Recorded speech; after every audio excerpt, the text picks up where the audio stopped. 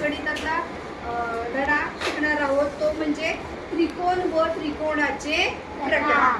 तर सगळ्यात अगोदर आपण त्रिकोण म्हणजे काय हे समजावून घेऊया.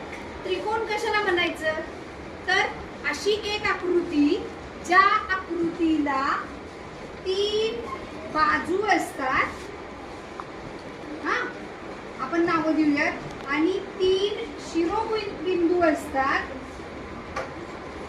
त्याचबरोबर 3 कोण असतात, अशा आकृतीला त्रिकोण असं म्हणायचं. काय म्हणायचं? त्रिकोण.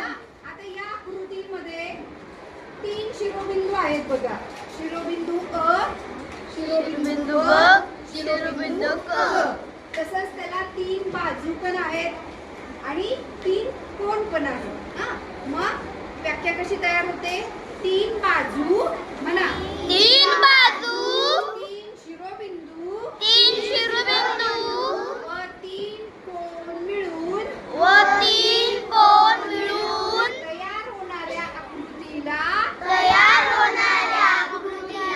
त्रिकोण असे म्हणतात. त्रिकोण असे म्हणतात. आता आपल्याला या प्रकरणामध्ये ना त्रिकोणाचे प्रकार सुद्धा बघायचे.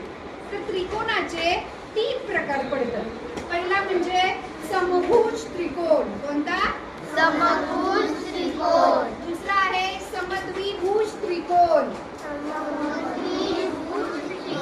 आणि तिसरा आहे विषमभुज त्रिकोण. आता हे कशावरून प्रकार पडले, तर बघा त्रिकोणाकडे बघा. त्रिकोणाला 3 बाजू आहेत.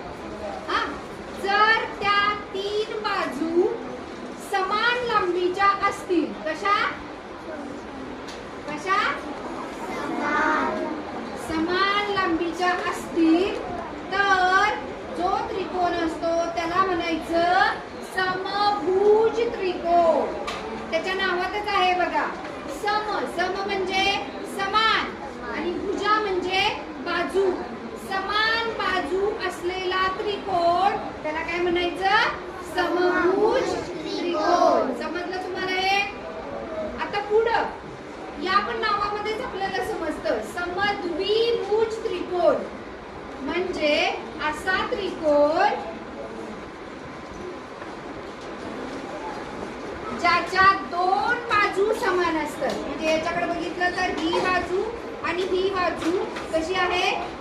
समान आहे आणि ही बाजू मात्र वेगळी आहे. हा, ज्या त्रिकोणाच्या